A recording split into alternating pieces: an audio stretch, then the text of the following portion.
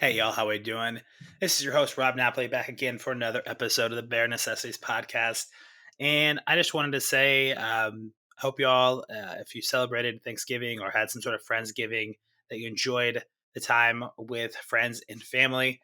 For us, we actually stayed in New York City and we hosted a Friendsgiving party for a lot of our non-American friends, and just worth being thankful that we had each other in our lives, being thankful for the talent in the room, and hosted 22 people in a one-bedroom Brooklyn apartment. And for those that know, uh, it was pretty amazing of a feat. And over the kind of time off, I took a couple of days off last week, setting up for the party and cooking, but also having some really interesting conversations, and wanted to share some thoughts on really a conversation that I keep having with entrepreneurs. And it was also inspired by a friend of mine, Walker McKay, who did a recent podcast on why you should say no as a salesperson. And it's funny because the same reasons you should say no as a salesperson is the same reason you should say no as a business owner, as an entrepreneur. And the conversation I've been having, I was running a soft landing program and working for some different accelerators, and a lot of founders come over and like, I want to come over to the US and in 2 weeks or in a month, get an investor, or come over in 2 weeks in a month and get our beachhead client. And I'm kind of like, yo, slow the fuck down. How long is your sales cycle normally? Oh, 9 to 12 months. So why do you think you're going to come into the US market and go that much faster in 2 weeks or a month? Whenever people come over here, the first conversation I have is your goal should get meetings. You should do 15 to 20 meetings. And it's not sales meetings, it's meetings to validate your product market fit. It's meetings to open up doors for sales conversations. It's meetings to get the word out because no one knows you. And so many founders like, Rob, I'm just looking for an early client. I'll take anything. And I have to say, why? Why take anything? And I understand as entrepreneurs, when I had my business, we made this mistake. We needed money. We needed to keep the business going. And what we tend to do is we tend to take whatever contracts come our way. And we're willing to negotiate on price. And most new companies come to the market and they want to undercut everyone. It's like, hey, we'll be the cheapest in the market. But you don't want to be the cheapest in the market for long, right? So what tends to happen is we go make deals based on price and price alone just to get that client. And what ends up happening is clients that buy on pricing will be the worst clients you have. They're going to take more from you mentally, emotionally, physically, um, than what they're paying.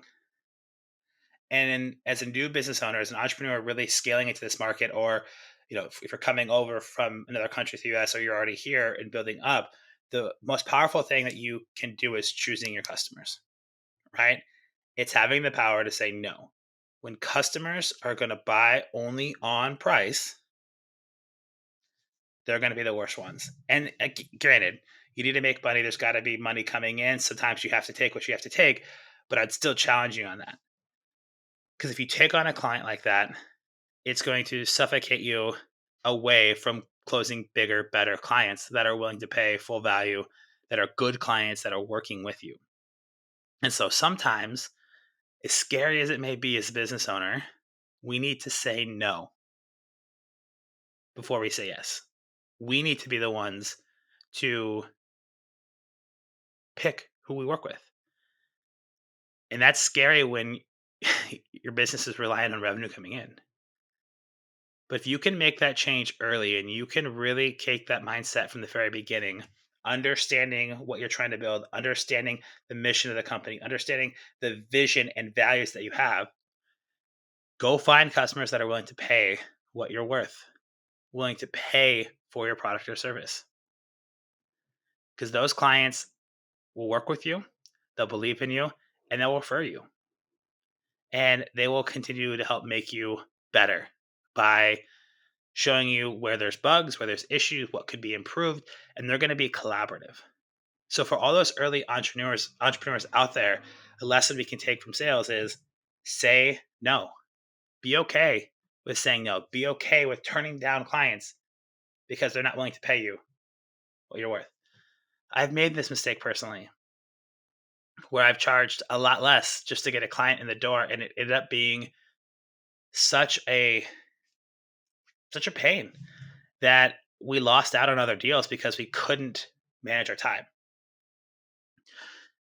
So I wanted to just share that with y'all today, that it is okay to say no as an entrepreneur. It is okay to say no. And it's a scary thing to say no, especially when you don't have a lot of business coming in or you're early. So know how to say no. So set great expectations up front. If you're coming to us or you're starting a business, understand that it's going to take time to get investment. You don't get investors in a month or weeks. It takes months, plural, right? 6 to 9 months. Just like your sales cycle, 6 to 9 months. So understand when you're coming into the market and you're launching a new company and new products as an entrepreneur, you need to understand how long it's going to take from first touch point to closing a sale. And you can look at competition. There's plenty of competition in the market to understand sales cycles. So be realistic about what time it's going to take to close deals. Be realistic about what time it's going to take to go get funding. And then be real with yourself and be okay saying no. Be okay in being the one to have that power. And when you do that as an entrepreneur, promise you it will help you grow and scale much faster by not taking on bad clients. And if you have bad clients on your books, know when it's okay to fire your clients. It's okay to say, hey, this isn't working out. Here's what we'll do to finish up the integration. Here's what we'll do to finish up support and dropping clients. It's okay to fire clients as well. It needs to be a two-way relationship, right? You're there to serve them and you have to have that high level of service, but they also have to work with you, right? It's got to be kind of a two-way street. And those expectations need to be set up on the front end because you need your team running at 100%. You need to be able to focus on having great clients, driving good business, and driving good growth. So, the message as we head into the final month of the year, and what tends to happen this kind of sprint from Thanksgiving to Christmas is everyone's trying to cut deals. Everyone's trying to close as many deals as possible, get things rolling before the end of the year, before everyone goes on vacation. And it's a time when we can make mistakes, taking on too much and not being ready in January. So be okay saying no. Make the most of these next 3 weeks, right? Usually about December 15th, December 20th, people start really shutting down. No decisions are being made between December kind of 20th to the end of the year. So take advantage of them, but don't be caught into the allure of cutting as many deals as possible. Make sure that you still go get good clients. You still know when to say no and drive the rest of the year strong. Being an entrepreneur is tough. Starting a business is hard, but you need to be confident in yourself, drive through the end of the year, and know your worth in the market. That is it for me in this episode this week. As we head into December, if there's things topics you want me to cover, let me know. Rob at riseupcoaching.co. You know how to get a hold of me, robnapoli.com. All my information is there. DM me on Instagram, all the things. Let me know what you're missing, what we want to cover, what you want to hear more of. If you know good people that should be on the pod, I'm kind of booked through early next year, but excited to talk to great entrepreneurs doing amazing things. Would love to also talk to some really cool entrepreneurs that are in some of these emerging spaces that are really focusing on big issues like sustainability challenges and climate tech and decarbonization and the metaverse, AI, Web3, some of these really cool things that are happening, and kind of dig into what are challenges faced when building a business in some of these emerging tech when we still don't quite know what's happening and the market's still trying to figure out what it's about. So if you got good people, let me know. Otherwise, appreciate you tuning in. Do me a huge favor. Make sure you subscribe.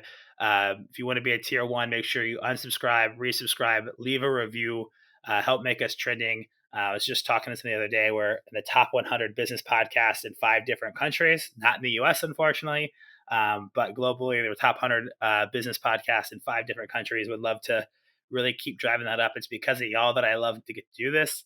And I appreciate y'all for tuning in week and week out. Until next time, stay well and rise up. Bear Nation, thanks for listening to the Bare Necessities of Entrepreneurship. If you enjoyed this episode, please subscribe and leave us a review.